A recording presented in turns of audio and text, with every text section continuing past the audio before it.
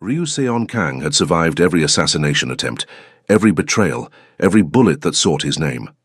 But on this particular Tuesday night, returning home 3 hours early from a cancelled meeting, survival came down to 2 whispered words from the most unexpected person in his mansion.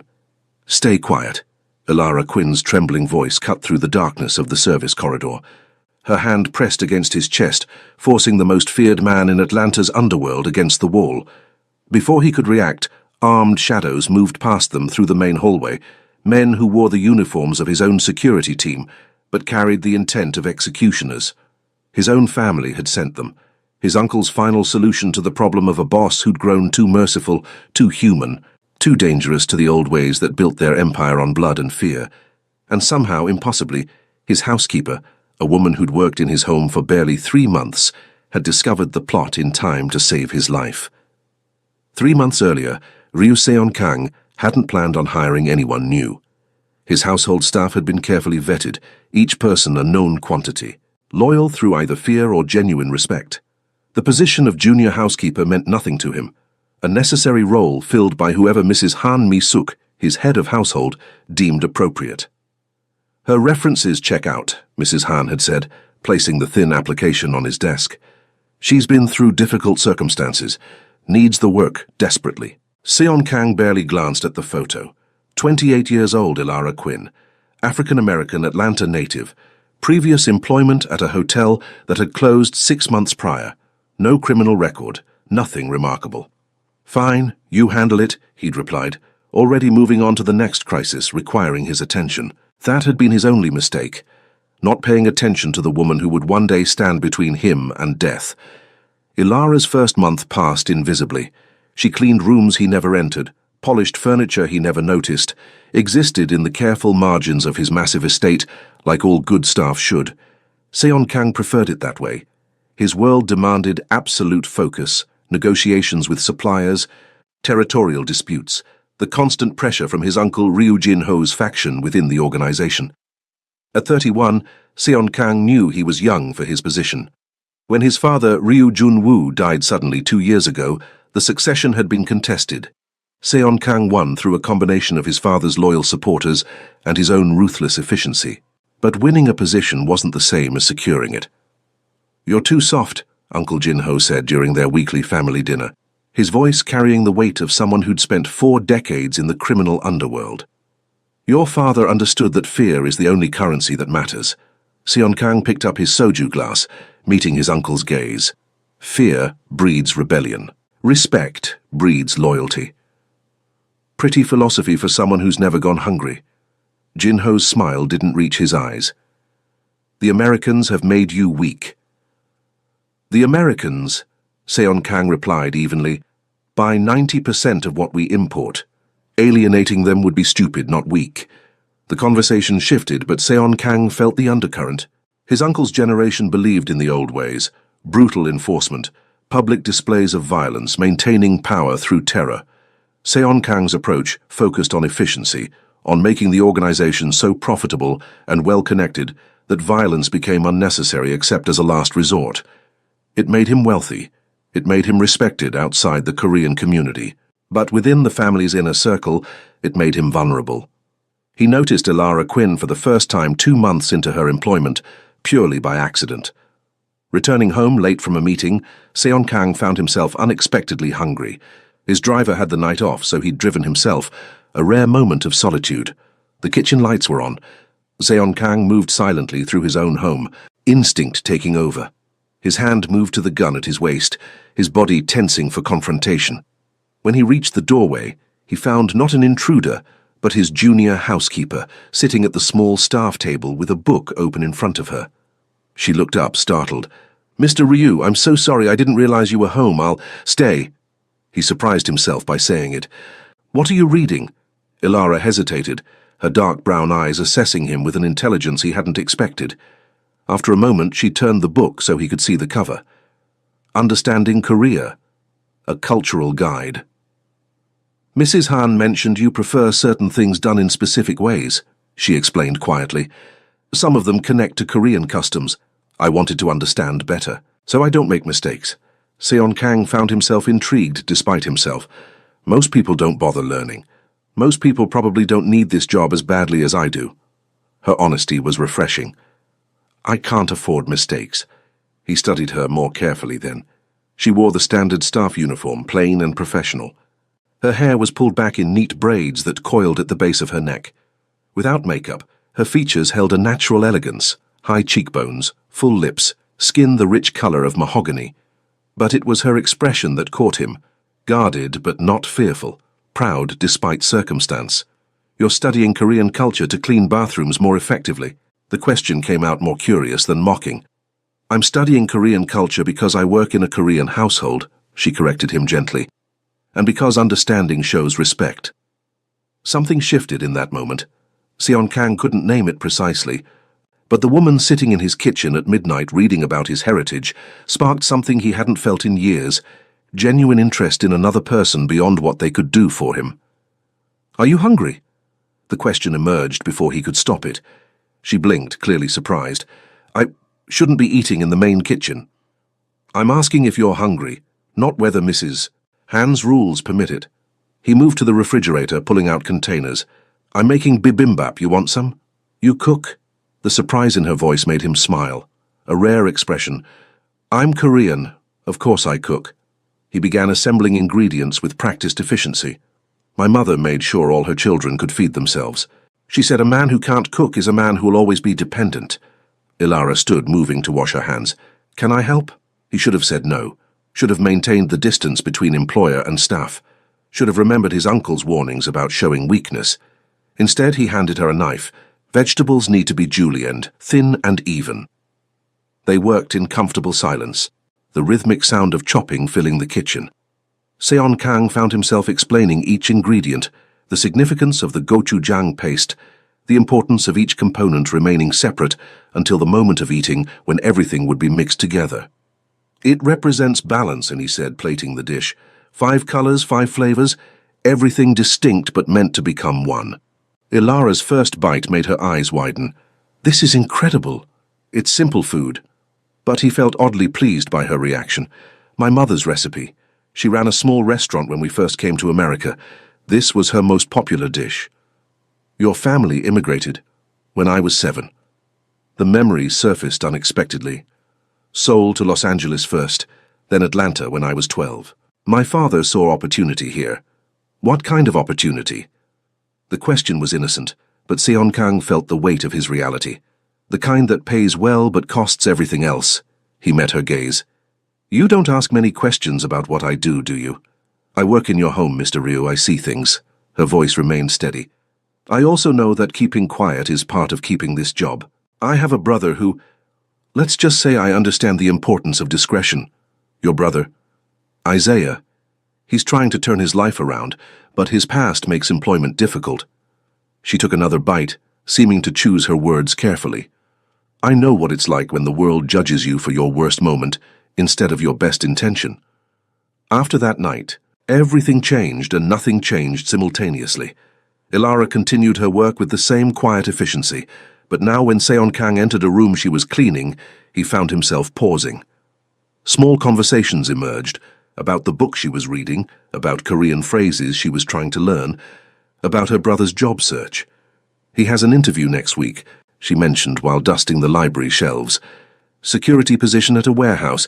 They're willing to look past his record if the references are strong enough. Seon Kang made a call that afternoon. By evening, Isaiah Quinn had the job. When Ilara discovered what he'd done, she cornered him in his home office, a boldness that would have gotten anyone else fired or worse. I didn't ask you to do that. Her voice shook slightly, but her spine remained straight. I can't be in debt to you, I can't. Consider it payment for the cooking lesson, he interrupted smoothly. You helped me make bibimbap. I helped your brother get honest work. We're even. That's not how this works. She stepped closer, and Seon Kang caught the subtle scent of cocoa butter and something uniquely her. Men like you don't give something for nothing. You're right. He leaned back in his chair, studying her. I usually don't. But you're assuming I did it for you. Maybe I did it because having a man with your brother's skill set grateful to me might prove useful someday. It was a lie. He'd done it purely because the gratitude in her voice when she spoke about her brother's interview had reminded him of his own sister, the one he'd lost years ago to violence he couldn't prevent. But Ilara didn't need to know that. She searched his face, clearly trying to decide whether to believe him. Finally, she nodded slowly. "Then I guess I should say thank you. You should get back to work before Mrs. Han thinks I'm keeping you from your duties." As she turned to leave, he called out, "Ilara?" She paused, glancing back. "Your brother. Tell him if anyone at that warehouse gives him trouble, he should mention my name." "Why would your name mean anything to warehouse workers?" "Because I own the building they work in." He returned his attention to the papers on his desk. "And because sometimes having the right name behind you makes all the difference." The weeks that followed fell into an unexpected rhythm. Seon Kang found himself timing his meals to when Ilara might be in the kitchen. She taught him about Black American culture, the significance of certain hairstyles, the history behind soul food, the music that shaped her childhood. He reciprocated with Korean lessons, teaching her proper pronunciation of common phrases. "Sarange," he said one evening, demonstrating. "It means, I love you. But you have to be careful with Korean. Context changes everything. You'd never say this casually." "How would you say it casually?" She practiced the syllables, her pronunciation charmingly off. "So you wouldn't. Korean doesn't really do casual love declarations." He smiled at her attempt. "Try johahai instead. Johahai. It means, I like you, and works for everything from your favorite food to expressing affection." "Johahai bibimbap," she said, making him laugh, a sound that startled them both. "Perfect. You've mastered the most important Korean phrase." But beneath the comfortable domesticity, Seon Kang's professional life deteriorated. His uncle's faction grew bolder in their criticism. During a meeting with the organization's council, Park Sang-min, his father's former advisor and Jin Ho's ally, openly questioned a business decision. "You're letting sentiment cloud judgment," Park said, his voice carrying through the conference room. "The old dock territory should be enforced, not negotiated." "The old dock territory generates twice the revenue now precisely because we negotiated," Seon Kang replied coldly. "Starting a war over pride would cost us millions." "Your father. My father is dead." The words came out harder than intended. "I'm making decisions for the organization we have now, not the one that existed 20 years ago." The meeting ended in tension. Walking out, Seon Kang caught his head of security, Kim Dae-jung, exchanging glances with Park. The exchange lasted only a second, but in his world, a second was enough. That night, he found Ilara in the kitchen again. She took one look at his face and silently began making tea, Korean omija cha, the 5-flavor tea his mother used to prepare when he was stressed. "Mrs. Han taught me," she said, placing the cup in front of him. "She said you like it, but never remember to make it yourself." "Remind me to give Mrs. Han a raise." He sipped the tea, feeling the complex flavors ground him. Bad day. "Do bosses of criminal organizations have bad days?" Her tone held gentle teasing. "I assumed you just made other people have bad days." "I'm a terrible boss, then. All I did today was not start a war my uncle wants." "Sounds like a good day to me." She sat across from him, her own cup cradled in her hands. "Violence is expensive, isn't it? In money and in what it costs you here." She gestured to her chest. "You're unexpectedly philosophical tonight. My brother says the same thing. He learned in prison that every fight costs something beyond the immediate damage." Her expression grew thoughtful. "The men who kept fighting eventually lost themselves. The ones who figured out when to walk away kept their humanity." "Your brother sounds wise. He's trying to be." She met his gaze. "Like someone else I know. Don't romanticize what I am. Ilara." The warning came out rougher than intended. "I'm not trying to be good. I'm trying to be effective. There's a difference." "Is there?" She didn't back down. "Because from where I'm sitting, choosing not to start a war that would get people killed seems pretty good to me. People die in my world regardless." He set down the cup, suddenly tired. "Whether I give the order or not, blood gets spilled. That's the business." "But not today." Her voice softened. "Today, because of your choice, whoever would have died in that war is still alive. That counts for something." Before he could respond, his phone buzzed. Lee Hyun-woo, one of his truly loyal security team members. "We need to talk, privately." Found something wrong with the security rotation schedules. Seon Kang's blood chilled. Security rotation schedules meant access points, timing, vulnerabilities. "I have to go," he said abruptly, standing. Ilara rose as well. "Be careful. Whatever that text was, your face says it's dangerous." "Everything in my life is dangerous." But as he headed for the door, he paused. "The tea helped, thank you." "Johahai tea," she called after him, making him smile despite the circumstances. Lee Hyun-woo met him in a secure location, an office space Seon Kang owned under a different company name. The younger man's face was grim as he spread out printed documents across the conference table. "Someone's been modifying the security schedules," Hyun-woo explained, pointing to highlighted sections. "Not the official schedules everyone sees. The actual implementation. Last 3 weeks, specific guards have been assigned to specific positions on specific nights." Creating a pattern. Seon Kang studied the papers, his mind racing. "Which positions?" "Your private residence, main hallway, service entrance, garage." Hyun-woo pulled out another sheet. "And look at who's been assigned, all men hired in the last 6 months. All recommendations from Park Sang-min." The implications crystallized into cold certainty. "They're preparing an assassination, using my own security team to create blind spots." "That's what I think, yes."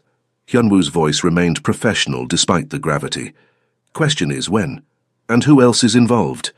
Seon Kang's hands clenched. His uncle, his father's trusted advisor. How many others had decided he needed to be removed? "Pull the files on everyone Park recommended. Cross-reference with my uncle's known associates." "Already started, boss." Hyun-woo hesitated. "What do you want me to do about Kim Dae-jung?" "My head of security." Seon Kang's laugh was bitter. "Leave him in place. If we tip our hand, they'll just adjust. Better to know the enemy's position." "That means you're vulnerable until—" "I'm always vulnerable." He started gathering the papers. "But now I'm aware. That's more than they think I am." The next 2 weeks passed in carefully maintained normalcy. Seon Kang attended meetings, conducted business, acted as though nothing had changed. But privately, he and Hyun-woo worked to identify every person involved in the conspiracy. The network was larger than expected. Not just Park and his uncle, but several mid-level organizers who saw opportunity in a leadership change. At home, Ilara noticed the tension. "You haven't eaten properly in days," she said, finding him in his office at 2 in the morning. "Mrs. Han is worried. I'm worried." "I'm fine." The lie tasted stale. "You're not." She set down a plate of food she'd prepared, Korean comfort food, expertly made, despite her limited experience. "Whatever's happening, destroying yourself won't fix it." "What makes you think something's happening?" "You keep checking the security feeds. You've changed your routine. You're not sleeping in your regular room." "Yes, I noticed." She sat down uninvited. "And 3 days ago I saw you check under your car before getting in. That's not paranoia. That's someone who knows there's a real threat." Seon Kang studied her. In another life, in another situation, her perceptiveness would have made her dangerous to him. But somehow, impossibly, he trusted her. "If I told you to quit," he said quietly, "to leave this house and not come back, would you? Are you asking me to quit?" "I'm asking if you would, if things got complicated." Ilara's expression shifted to something fierce. "I'm from Atlanta, Mr. Ryu, born and raised in neighborhoods where complicated is just Tuesday. My brother survived 5 years in a facility where violence was daily. I've seen complicated." She leaned forward. "So no, I wouldn't quit just because things got hard. I'd ask what you need and how I can help. This isn't your fight." "Maybe not, but you helped my brother when you didn't have to. You've been kind to me when every other employer treated me like furniture." Her voice dropped. "And honestly, you're one of the few good things in my life right now, so if someone's trying to hurt you, I'd like to know about it." "Why?" The question came out raw. "Why would you care what happens to me?" "Because you matter. Simple. Honest. Devastating. I've spent enough time around you to know you're trying to be better than what you were raised to be. That counts for something." Before Seon Kang could respond, before he could process the emotions her words stirred, his phone buzzed with a message from Hyun-woo. "Tonight. Confirmed. They moved the schedule up. You need to not be at the estate tonight." "I have to go." He stood abruptly, calculating. His secured apartment downtown or the hotel suite he kept for emergencies? What's wrong? Ilara read his face. Mr. Ryu? What's happening? Nothing you need to... He stopped, seeing the determination in her expression. Stay away from the house tonight. Take the rest of the evening off. Go to your apartment and don't come back until I call you. Why? What's... Please. The word felt foreign. I don't have time to explain, but I need you to trust me. Leave now, Ilara. Don't argue. She stood, her dark eyes searching his face. For a moment he thought she'd refuse, but finally she nodded. My phone's always on. If you need anything, I won't. He was already planning his exit strategy, his mind running through the layout of his enemy's likely approach. But thank you. She left, and Seon Kang watched the security feed until he saw her car leave the property. Only then did he breathe easier. Whatever happened tonight, at least she'd be safe. He made it to his downtown apartment without incident. Hyun-woo arrived an hour later with a weapons bag and grim news. They're moving tonight. 8 men, possibly more. Kim's coordinating from inside your estate. Hyun-woo checked his watch. They think you're home. The regular schedule shows you in your office until midnight. How do you want to handle this? Seon Kang opened the weapons bag, checking each gun with practiced efficiency. We could alert the legitimate security, have them arrested before... And hand my uncle's faction evidence I knew about the plot? Seon Kang shook his head. They'd spin it as paranoia, as me overreacting. No, we need proof of action, not just intent. So we let them get inside. We let them get inside, Seon Kang confirmed, and then we see who shows their hand. But at 11:30, everything changed. His phone rang. Unknown number. Mr. Ryu? Ilara's voice, barely above a whisper. I'm so sorry, I'm at the house. Mrs. Han called, said she needed help with something urgent. I came back and... Ice flooded his veins. Where are you? Service corridor, 2nd floor. There are men in your house, armed men. I saw them and hid, but Mr. Ryu, they're not security, they're... I know what they are. He was already moving, grabbing keys. Stay hidden, stay absolutely silent, I'm coming. No. They'll kill you if you... I'm already dead if they think the plan worked and I don't show up. He signaled to Hyun-woo, who immediately understood. Stay where you are, Ilara. Stay quiet. I'll find you. Seon Kang drove with precision, not speed. Arriving too fast would alert them. He needed to enter his own home, as if he'd simply come back early from an evening out. Unexpected, but not suspicious. Hyun-woo coordinated from the car behind him, mobilizing their truly loyal team members without triggering the compromised security systems. The plan was delicate. Arrive, confirm the assassination attempt, capture enough evidence to crush the conspirators completely. Except now Ilara was trapped inside. Why would Mrs. Han call her back? Hyun-woo asked through the phone connection. She wouldn't. Seon Kang's hands tightened on the steering wheel. Mrs. Han knows better. Someone used her phone or... The implication was ugly. Another traitor. Approaching his estate, everything looked normal. Lights in the usual windows. Security gate responding to his transponder. Only someone looking carefully would notice the lack of roving patrols, the 2 empty guard posts. Seon Kang parked in his usual spot, moving with his usual confidence. The main entrance stood quiet. He stepped inside, every sense heightened, his hand resting casually near the weapon concealed under his jacket. The silence felt wrong. No staff. No usual sounds of a lived-in home. His footsteps echoed too loudly as he moved toward the main hallway. Then, movement in his peripheral vision, a shadow that shouldn't exist. Before he could react, a hand grabbed his wrist, pulling him sideways into the service corridor. Another hand pressed against his chest, forcing him against the wall. Stay quiet.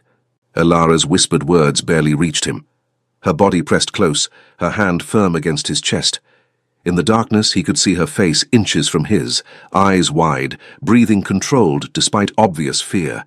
Armed men moved past their hiding spot. 6 of them spread through the hallway. One spoke quietly into a radio. In position.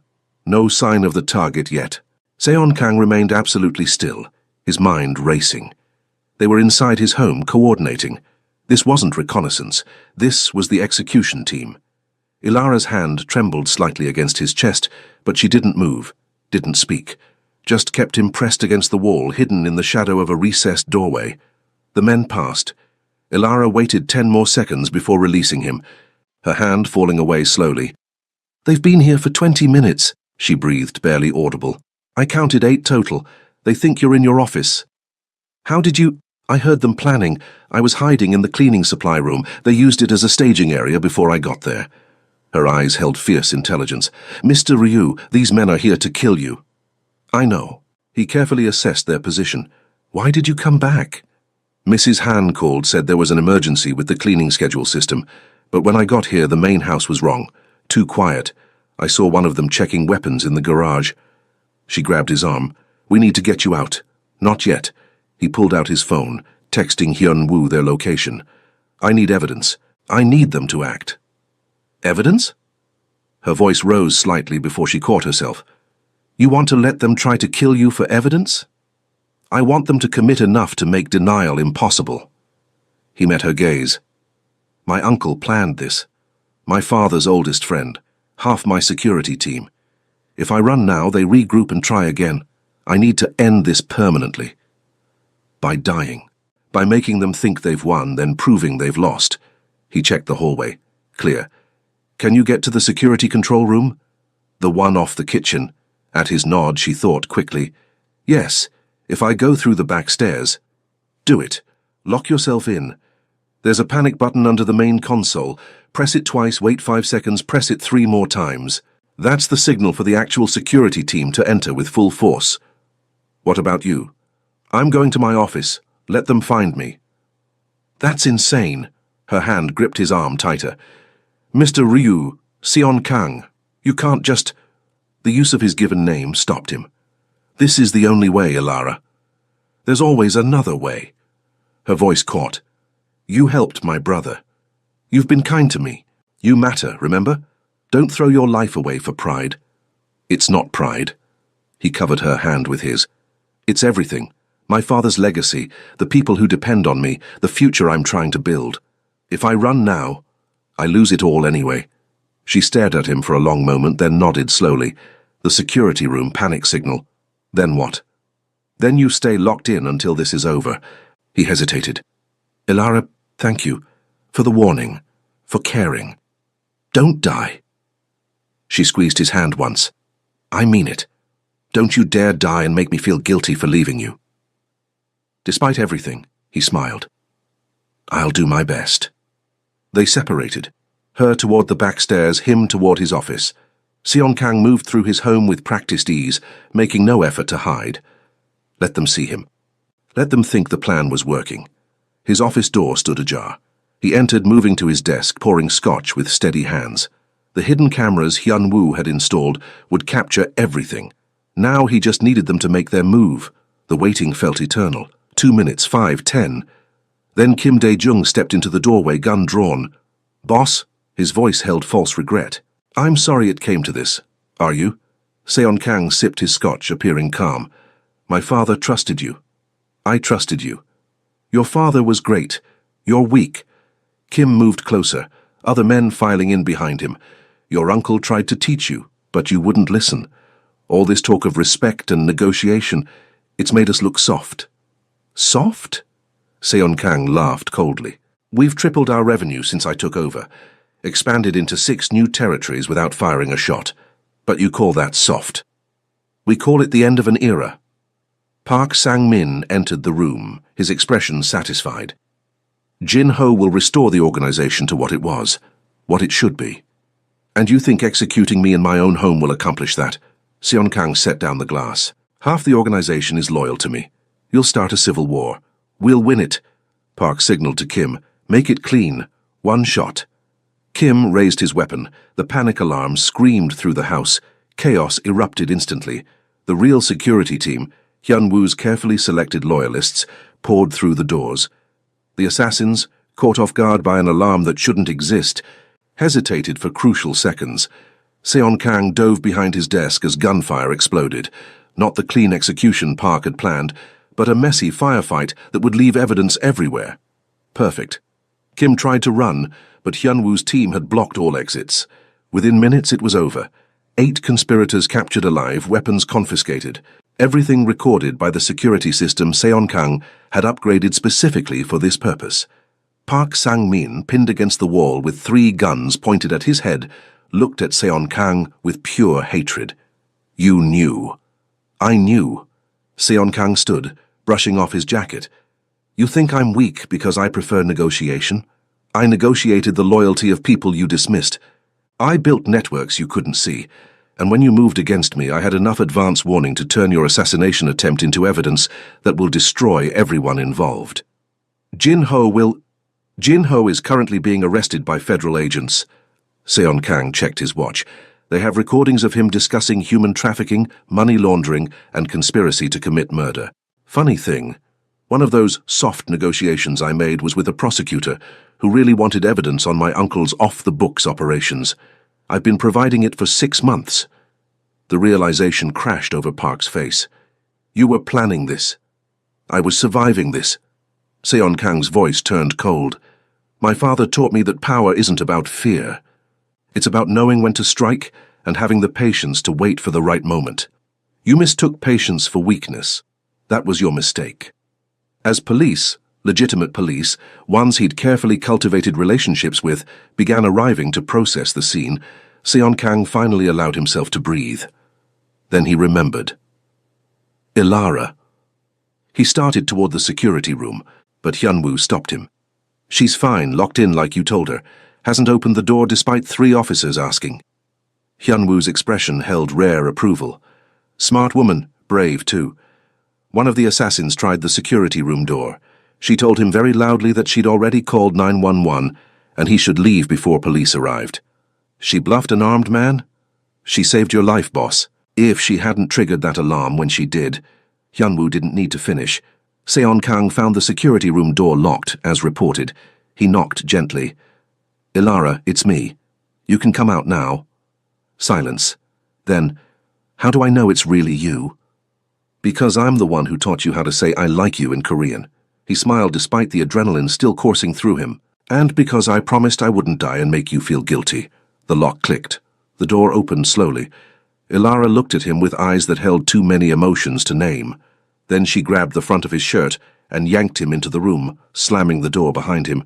You absolute idiot! Her voice shook with fury and relief. You walked into your office knowing they were going to shoot you.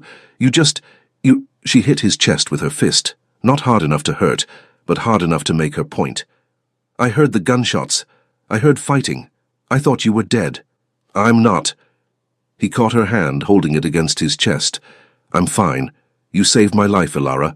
If I hadn't triggered that alarm, you would have had another plan. But her anger was dissolving into something else. Wouldn't you? You always have another plan. Usually. His thumb brushed over her knuckles. But having you watch my back made this one work better. I was terrified.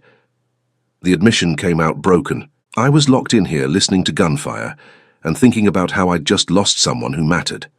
Again. Again. My father was killed during a robbery when I was 16. My mother died 2 years later.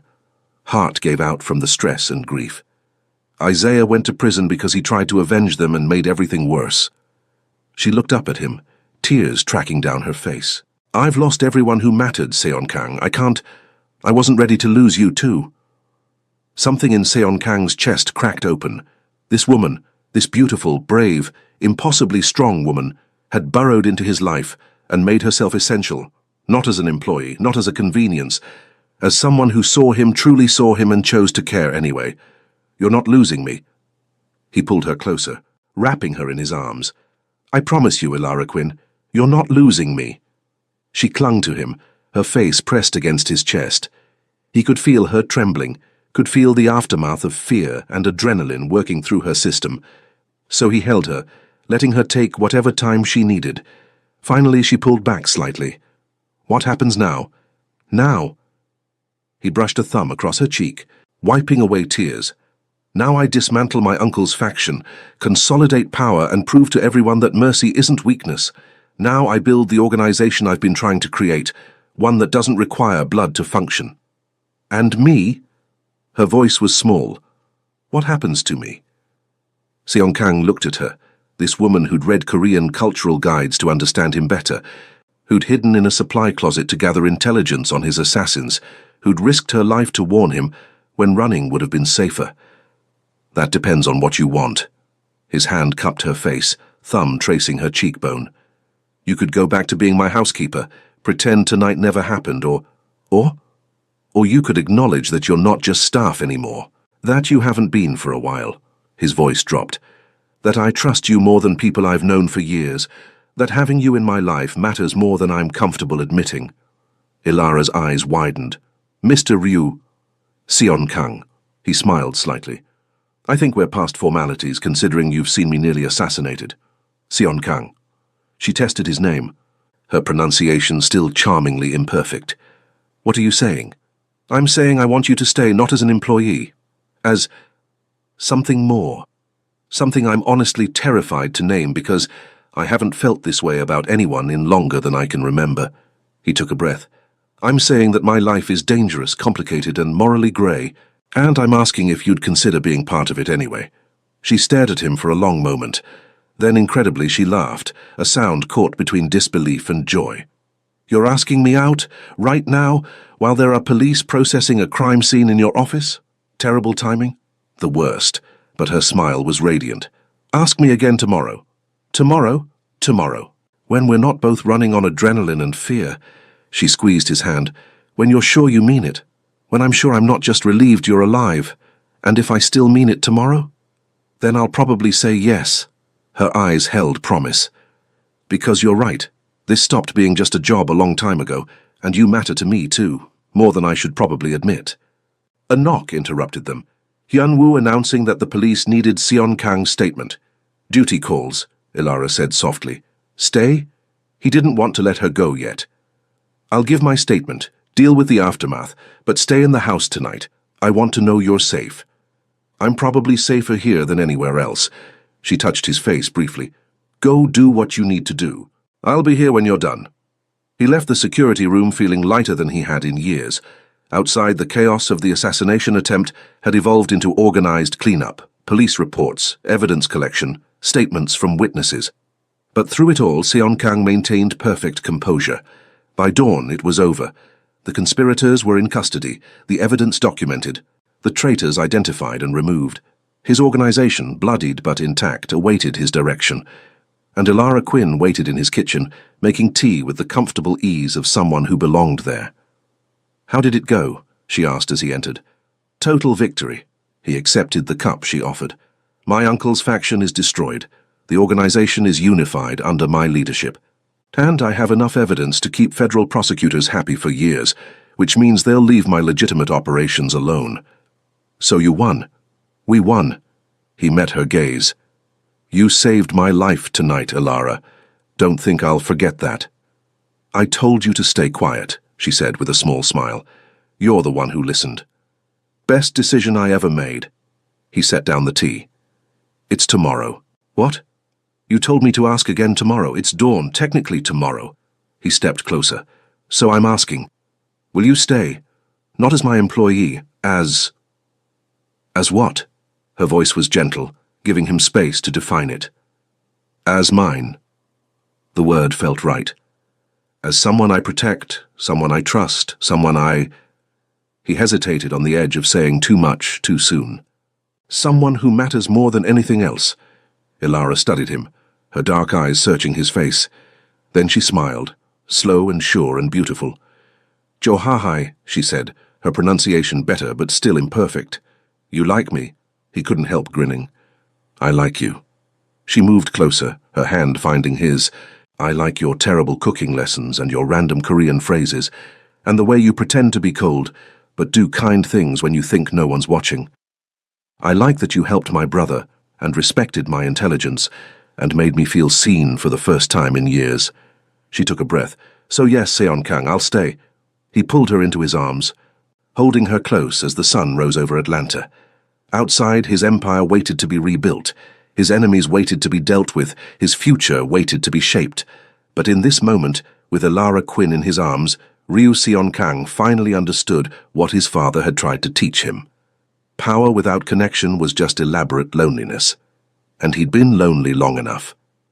6 months later, Ilara Quinn stood in Seon Kang's office, no longer as an employee but as his partner in every sense that mattered. The organization had transformed under their combined influence, profitable, efficient, and significantly less violent than under previous leadership. Your brother called us, she said, reviewing messages on her tablet. The warehouse promotion came through. He's managing his own team now. Good. Seon Kang signed the last document, then reached for her hand, pulling her around the desk. What about your application? Accepted. She grinned. I start business school in the fall. Your accountant, Choi Soo-jin, agreed to write a recommendation.